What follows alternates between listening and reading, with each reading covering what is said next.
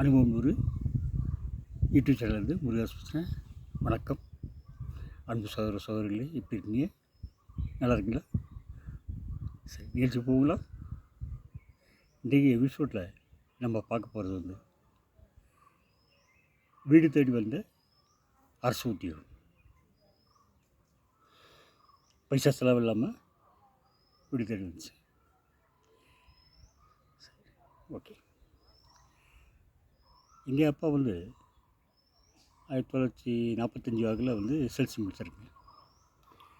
சரிங்களா, அந்த பிரிட்டிஷ் ரூலில் படித்து முடிச்சு ஒரு வேறு உயிர் படிக்கணும்னா மதுரையில் திருச்சி போகணும், ஹாஸ்டலில் தங்கணும்.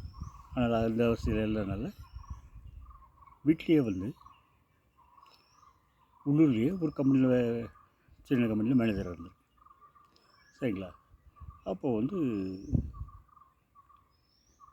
அரசாங்கம் வேலைகளில் ஒரு வினோதமான இடஒதுக்கீடு. இப்போ பர்சன்டேஜ் இருக்குங்களா, ஒவ்வொரு பிரிவுக்கும் ஒவ்வொரு பர்சன்டேஜ் இருக்குது. அப்போ பார்த்திங்கன்னா 2 தாழ்த்தப்பட்டவர்களில் 2 பிற்பட்டவர்கள், அடுத்து 2 மலைவாழ் சாதியினர், அடுத்து ஒரு முற்பட்டவர், அப்புறம் 1 பொது, இந்த மாதிரி ஒரு 8 கேட்டகரியோ 10 கேட்டகரியோ இருக்கும். அது ஒவ்வொருத்தராக ஃபில்அப் பண்ணிட்டு வருவாங்க. அடுத்த ரொட்டேஷன் அப்படியே வரும். அந்த பிரிட்டிஷ் காலத்தில் அந்த மாதிரி ரூல்ஸ் இருந்தது. சரி, எங்கள் அப்பா படித்து வேலைக்கு போயிட்டு கவர்மெண்ட் வேலைக்கு போகிற ஐடியாவே இல்லை. ஏன்னா தனியார் அதோட சம்பளம் அதிகம்.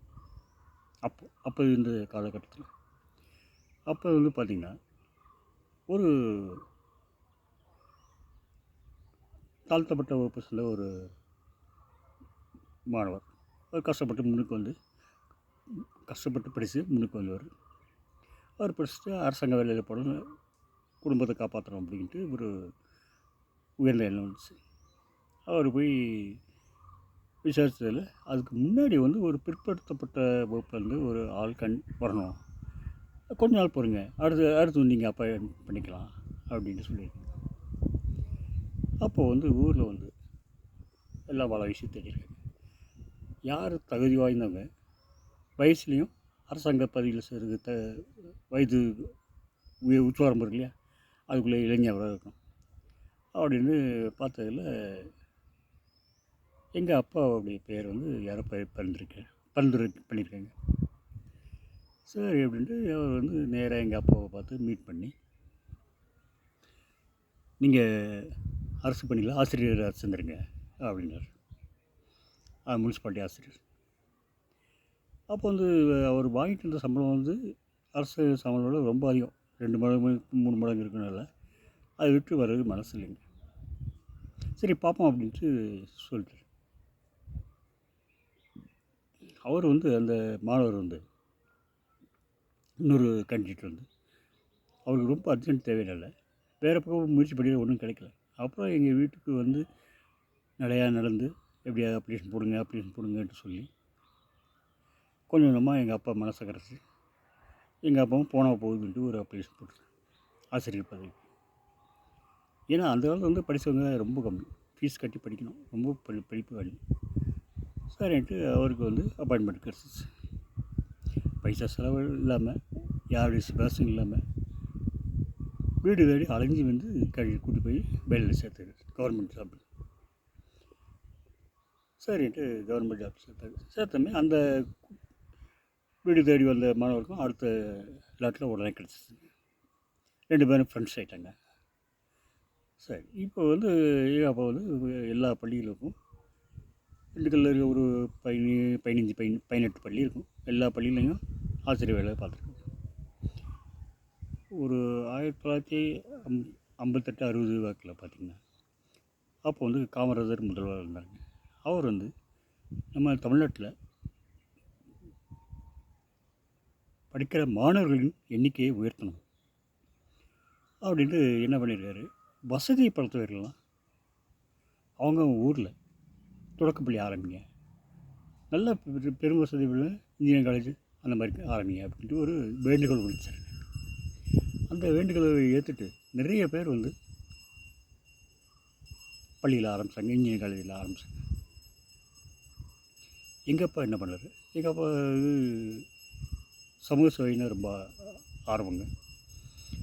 உடனே ஒரு வீடை வந்து சொந்த வீடு இருக்குங்க, இன்னொரு வீடை வாடகைக்கு எடுத்து அது திண்ணை பள்ளிக்கூடம் 2 டீச்சர்களை வந்து அப்பாயின்மெண்ட் பண்ணி அவங்களுக்கு வேண்டிய இதெல்லாம் வாங்கி கொடுத்து ஸ்கூல் ஒன்று ஆரம்பித்தாருங்க. எல்லா செலவும் அந்த ஆசிரியர்களுக்கும் சம்பளம் வந்து எங்கள் அப்பாவே கைப்பணம் போட்டு கொடுத்தாரு. ஒரு 2 வருஷம் நடத்தினாருங்க. பசங்களும் கொஞ்சம் கொஞ்சம் வர ஆரம்பித்தாங்க. அந்த ஒரு ஆர்வம் இதில் ஆரம்பித்தாருங்க. அப்புறம் பார்த்திங்கன்னா அங்கீகாரம் கிடைக்கலன்னா அவங்களுக்கு கவர்மெண்ட்டு சம்பளம் கிடைக்காது இல்லையா, அதனால் நடத்த முடியாமல் எங்கள் சமூகத்துக்கு சேர்ந்த கல்வி நிறுவனங்களுக்கு அதில் வந்து எடுத்துங்க அப்படின்னு சொல்லி கொடுத்துருங்க. அது ஒரு ரெக்வஸ்ட் லெட்டர் வந்தார். அது பிற்காலத்தில் நானோ என்னுடைய குழந்தைகளோ எந்த உரிமையும் கோர மாட்டோம் அப்படின்னு எழுதி கொடுத்துட்டாருங்க. இது ஆச்சுங்களா. அப்புறம் தான் வந்து எங்கள் அப்பாவுக்கு அரசாங்க வேலையுடைய அருமை தெரிஞ்சுது. மாதமான சம்பளம், பென்ஷனபிள் ஜாபு, தனக்கு பிறகு ஒய்ஃபும் பென்ஷன் உண்டு அவங்க இருக்கிறபடியே. ஸோ எந்த ஒரு பிள்ளைகளும் எதிர்பார்க்க தேவையில்லை. எங்கள் அம்மாவும் அதே மாதிரி தான் கடைசி முடிய அவங்க சொந்த காலிலே நின்னாங்க. எந்த பிள்ளைகளும் உதவி பண்ண தேவையில்லை, மாற்ற அவங்க தான் பிள்ளைகளுக்கு உதவி பண்ணாங்க. சரிங்களா. இது வந்து எங்கள் அப்பா தலைமுறையில் இது முடிஞ்சிருச்சு. அடுத்து பார்த்திங்கன்னா என்னுடைய சகோதரி அவங்க கல்வி தகுதியில் ஆசிரியர் கல்வி தகுதி பெற்று லீவ் வேக்கன்சிப்பாங்கள்ல, யாராவது வாத்தியார்கள் லீவில் போனால் அதில் போய் பணியாற்றுறது டெம்பரரியாக 15 நாள் 1 மாதமாக பணியாற்று, அந்த மாதிரி நிறைய பள்ளிக்கூடத்தில் பணியாற்றிருந்தாங்க. அப்போது என்ன பண்ணாங்க, ஒரு பள்ளியில் ஆசிரியர் காலியிடம் ஒன்று உருவாச்சு. ஆனால் அது பார்த்திங்கன்னா நிறைய போட்டி, நிறைய பேர் பணம் கொண்டு போய் பெட்டியாக கொடுக்குறது ரெடியாக இருந்தாங்க. ஆனால் என்னுடைய சகோதரிக்கு கல்வி தகுதி, வேலை பார்த்த அனுபவம் எல்லாம் இருந்தோம். எங்கள் அப்பாவுடைய தன்னலமற்ற தொண்டும் அந்த எழுதி கொடுத்தாரு இல்லையா, எனக்கு பின்னாலோ எங்கள் வாரிசுக்கு உரிமை கோர மாட்டோம் அப்படின்னு அந்த ஒரு தன்மையும் நிறைய பிரச்சனை இல்லை. என்னுடைய சகோதரிக்கு முன்னுரிமை கொடுத்து வேலை கொடுத்தாங்க, அரசாங்க வேலை. அது ஒரு ஆச்சுங்க. இது வந்து 2வது தலைமுறை. 3வது தலைமுறையில் பார்த்திங்கன்னா எங்கள் சொந்தத்துலேயே நெருங்கிய உறவினர்களே நிறைய பேர் கல்வி தகுதி இருக்குது, எல்லாமே இருக்குது. இருந்தாலும் அரசாங்க பணியில் சேர்றதுக்கு ரொம்ப கஷ்டப்படுறாங்க. ஸோ காலம் மாறிக்கிட்டே இருக்குது. அந்த காலத்தில் வந்து வீடு தேடி வந்து பண்ணுறது இப்போ வந்து நம்ம தேடி பண்ணணும், வர மாட்டேங்குது. நன்றி, வணக்கம்.